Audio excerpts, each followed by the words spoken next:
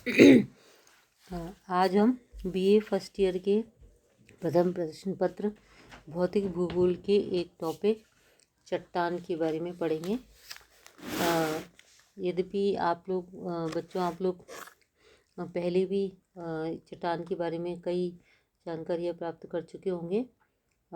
इस first year class के लिए हमें चट्टान के बारे में जो जानकारी चाहिए वो हम अब देखते हैं। आप सबको पता है कि जो पृथ्वी की ऊपरी जो परत है वो अनेक तत्वों से मिलकर बनी हुई है। उसका 98% भाग जो है वो केवल 8 तत्वों से बना हुआ है, और जबकि जो 2% भाग है वो लगभग 90 तत्वों से बना हुआ है। अब चूँकि ये आपको जो भी ज़मीन के ऊपर का जो भी क्षेत्र दिखाई देता है उसको हम चट्टान कहते हैं। चट्टान शब्द का तात्पर्य हम लोग आप जब ये मान के चलिए कहा जाता है कि किसी कठोर या दृढ़ भाग से लिया जाता है, लेकिन भूगोल शास्त्र और भूगोल में हम चट्टान का प्रयोग या चट्टान शब्द का प्रयोग बहुत बड़े शब्दों में लेते हैं। मतलब ऐसा लगता है कि जैसे चट्टान जो है वो केवल कठोर चीज़ों के लिए ही इस्तेमाल किया जाता होगा, लेकिन ऐसा नहीं है।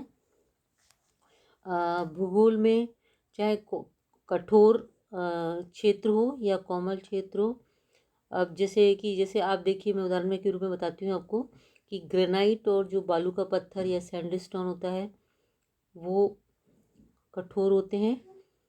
चीका और रेत की तरह चीका और जो रेत चीका या क्ले जो होती है या रेत जो होती है वो कोमल होती है।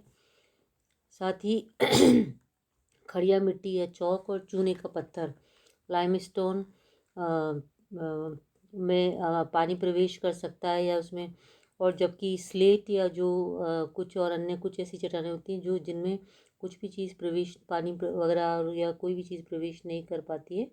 लेकिन इन सब क्षेत्रों को, इन सब चीज़ों को हम लोग चट्टान के अंतर्गत लेते हैं। और जो चट्टान है उसकी परिभाषा मेन रूप में यही कही जाती है कि इसकी रचना खनिज पदार्थों से मिलकर होती है, और प्रत्येक चट्टान में एक से ज़्यादा खनिजों का सम्मिश्रण या मिश्रण होता है। एक तरह से आपको बस ये समझ में आ जाना चाहिए। आप कई बार हम सोचते हैं कि ये हमें जो ज़मीन दिखाई दे रही है ये किन चीज़ों से मिलकर के बनी है, तो मेरे ख्याल से अब जो हमने थोड़ा सा अभी अध्ययन किया उससे पता लग गया होगा आपको कि जो पृथ्वी पर जितने भी खनिज बन पाए जाते हैं वो मिलकर के चट्टान बनाते हैं, और कोई भी एक चट्टान में बहुत सारे खनिज पाए जाते हैं। तो अब जैसे हमको, क्योंकि थोड़ा सा मैंने आपको चट्टान के बारे में बता दिया है, इस क्लास में हम मेन रूप में या मुख्य रूप से चट्टानों के वर्गीकरण की बात करेंगे। और आप देखें कि यदि हम जैसे पूरी पृथ्वी पर चट्टान को देखें, ज़मीन को देखें, तो आपको पता लगेगा कि उनकी उत्पत्ति, उनके भौतिक गुण, उनके रासायनिक गुण और स्थिति में बहुत ज़्यादा अंतर होता है। साथ में और भी कई प्रकार के उनमें अंतर पाए जाते हैं। तो हम देखते हैं कि भी इनका हम किस प्रकार से ऐसे वर्गीकरण को देखें कि जिससे हमें समझ में आ जाए कि पृथ्वी पर जितनी भी चट्टानें पाई जाती हैं वो कितने प्रकार की होती हैं। सबसे पहले तो हमने इनको निर्माण की प्रक्रिया के आधार पर विभाजित किया है। निर्माण की प्रक्रिया अर्थात ये कैसे बनी है। जैसे फर्स्ट नंबर पर आप देखिए बनावट की प्रक्रिया। तो बनावट की प्रक्रिया, मेथड ऑफ फॉर्मेशन, उसके आधार पर हम चट्टानों को 3 भागों में विभाजित करते हैं। एक तो है आग्नेय चट्टान, इग्नियस रॉक्स हैं, अवसादी चट्टानें हैं, सेडिमेंट्री रॉक्स हैं, और रूपांतरित चट्टानें हैं यानी कि मेटामॉर्फिक रॉक्स हैं। और इसके अलावा एक सामान्य विभाजन भी किया जाता है। उसमें हम लोग इनके जैसे कुछ चट्टानों में रवे पाए जाते हैं, क्रिस्टल पाए जाते हैं, उसके आधार पर हम 2 प्रकार की चट्टानें लेते हैं, आग्नेय चट्टानें और रूपांतरित शैलें। और कुछ चट्टानें केवल ढेर के रूप में पाई जाती हैं, ढेर युक्त चट्टानें या classic rocks, sorry clastic clastic rocks, तो उन्हें हम अवसादी, उनके अंतर्गत हम लोग अवसादी सेलों को लेते हैं। अवसादी सेलों को लेते हैं। तो सबसे पहले हम बनावट की प्रक्रिया के आधार पर जब इनको देखेंगे तो इसमें सबसे पहले हम लोग लेते हैं आग्नेय शैलों को, आग्नेय या अग्नि, इग्नियस रॉक्स।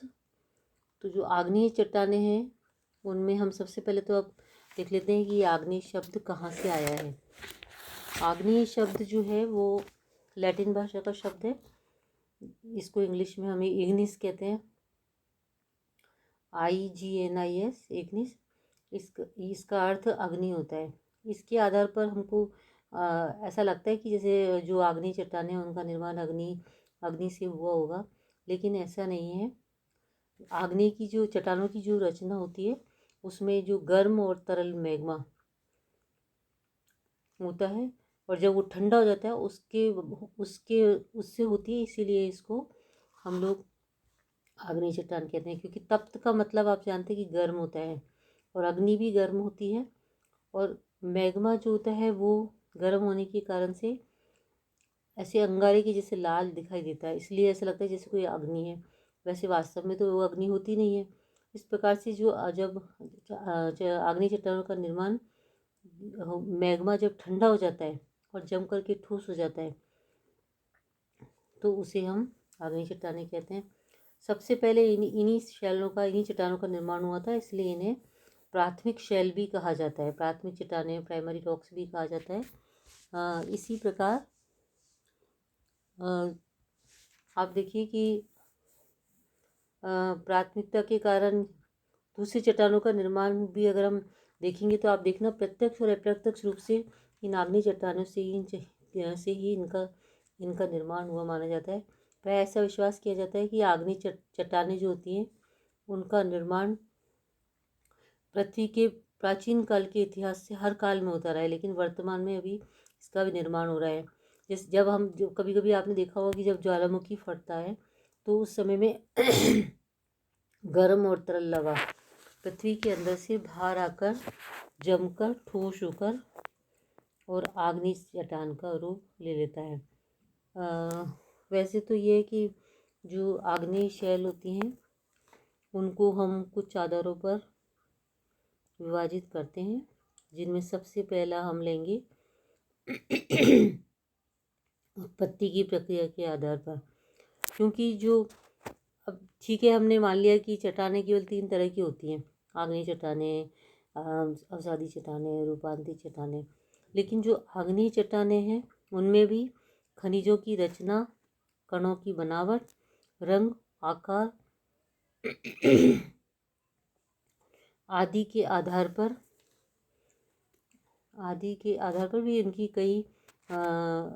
जैसे उनके कई प्रकार पाए जाते हैं। जैसे हम सबसे पहले ले लेते हैं, मैंने आपको पहले भी बताया था, उत्पत्ति की प्रक्रिया के आधार पर। इसमें पहली है अंतःनिर्मित आग्नेय चट्टानें, जिसमें 2 आती हैं, पातालीय और मध्यवर्ती आग्नेय चट्टानें। और दूसरी है बाह्य निर्मित चट्टानें, जिनमें आती हैं पहली विस्फोटक प्रकार की और दूसरी शांत प्रकार की। तो और प्रकारों को मैं बाद में बताऊंगी। सबसे पहले मैं आपको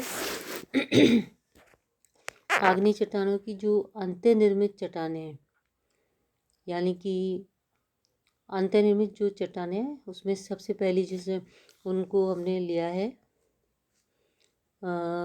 तो इसमें आप देखिए, पहले मैंने आपको पातालीय बताई है और फिर मध्यवर्ती बताई है।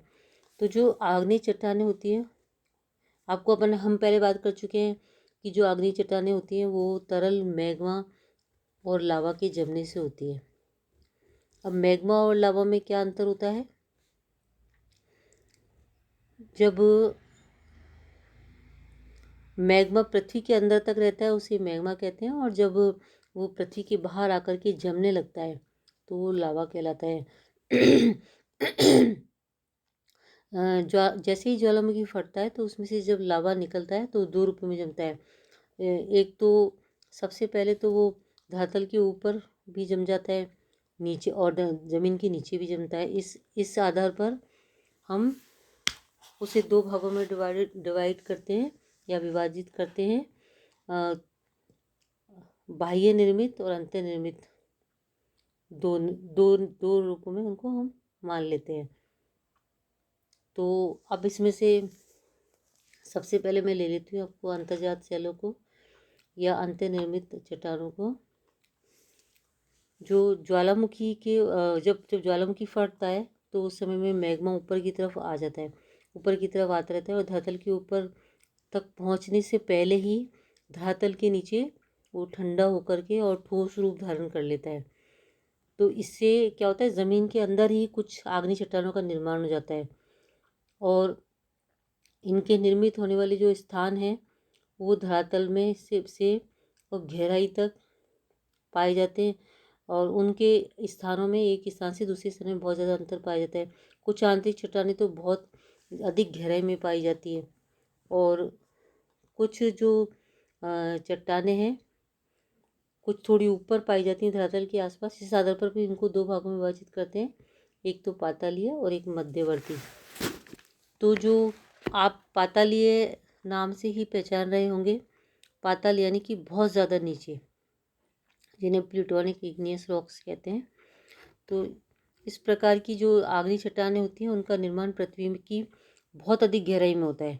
अब इनका जैसे अब ये ठंडी हो रही होती है, इनका जमना जो होता है और ठोस होना होता है वो बहुत ज़्यादा गहराई पे होता है। वहाँ पे तापमान बहुत ज़्यादा होता है, तापमान इतने अंदर अधिक होता है तो इससे क्या होता है कि इनकी ठंडा होने की गति भी बहुत धीमी होती है। इससे इनमें जो क्रिस्टल्स या रवे पाए जाते हैं वो बहुत अधिक बड़े होते हैं और बहुत ज़्यादा होते हैं, अधिक भी होते हैं, बड़े होते हैं। अब जैसे आपने ग्रेनाइट नाम की आग्नेय चट्टान का उदाहरण पढ़ा होगा, वो पातालीय शैल होती है और इस वाली चट्टान का नाम प्लूटो के आधार पे किया गया था। प्लूटो यानी कि जिसका तात्पर्य होता है पाताल देवता, क्योंकि ये इतनी गहराई में होती है कि पृथ्वी के ऊपरी भाग के बहुत ज़्यादा अपर्दन या उत्थान के बाद ही ये दिखाई दे पाती हैं। इसके बाद हम जब मध्यवर्ती चट्टानों को लेते हैं तो ज्वालामुखी जब फटता है तो उस समय और जो गर्भ और तरल जो मैग्मा ऊपर उठता है, लेकिन बीच में धरातल का अवरोध आ जाता है तो दरारों में, छिद्रों में, नली में जम के ठोस रूप धारण कर लेता है। इससे इन चट्टानों का निर्माण होता है और ये मध्यवर्ती इसलिए कही जाती है क्योंकि क्या होता है कि इनका निर्माण धरातल और नीचे की जो पातालीय चट्टानें उनके बीच में होता है। अपर्दन के बाद ये चट्टानें धरातल पर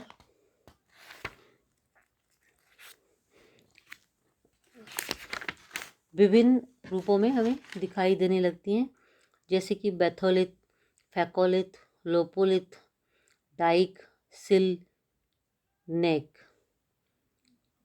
ये इसके विभिन्न रूप हैं अंतर्गत आग्नेय शैलों के। तो अब हम चूँकि ये जो पातालीय और मध्यवर्ती चट्टानों के बाद हम बाह्य निर्मित चट्टानों का अध्ययन करेंगे, उसके पहले हम जो मध्यवर्ती चट्टान है उनके रूप के बारे में पढ़ लेते हैं। तो इसमें सबसे पहले आता है बैथोलिथ।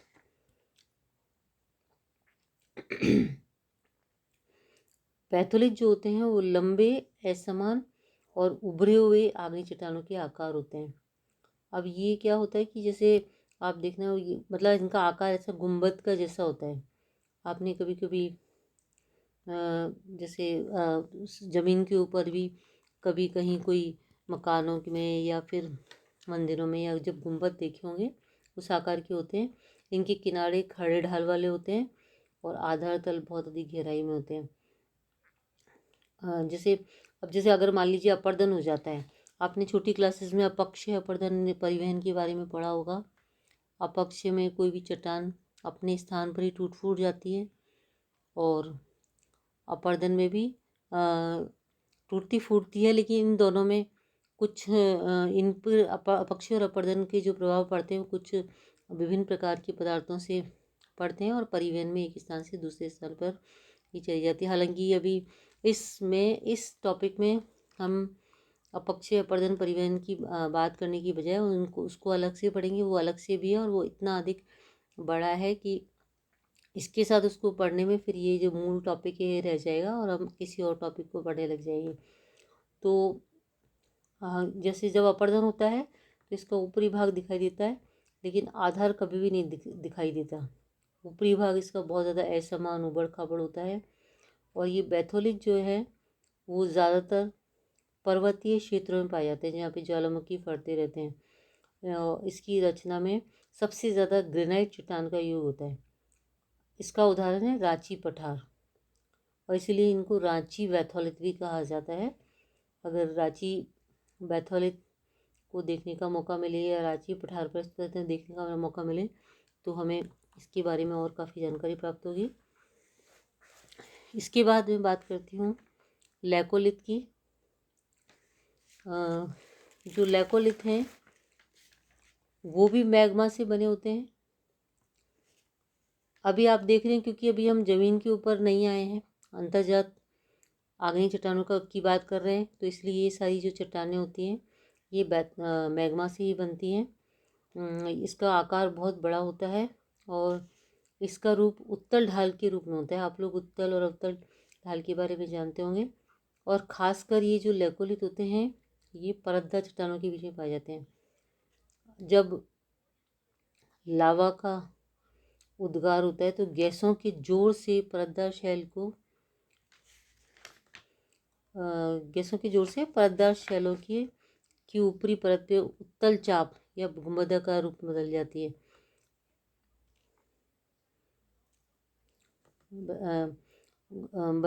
है। तो इससे जो ऊपर वाली मुड़ी हुई और निचली सीधी परत के बीच में खाली जगह बन जाती है। इसमें ज्वालामुखी राख, गैस, लावा भर जाता है और इस प्रकार से लैकोलिथ का निर्माण होता है।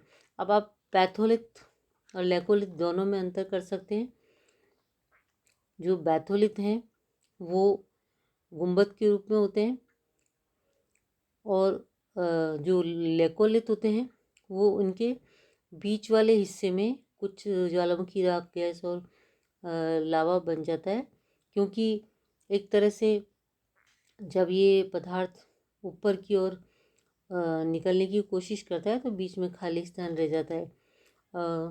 साथ ही ऊपरी परत जो होती है वो सैकड़ों फीट से लेकर के हज़ारों फीट तक ऊपर मुड़ जाती है। बैथोलिथ कोई सी भी चट्टान में बन सकता है, लेकिन लैकोलिथ केवल परतदार चट्टान में बनता है। दोनों में एक ही अंतर पाया जाता है।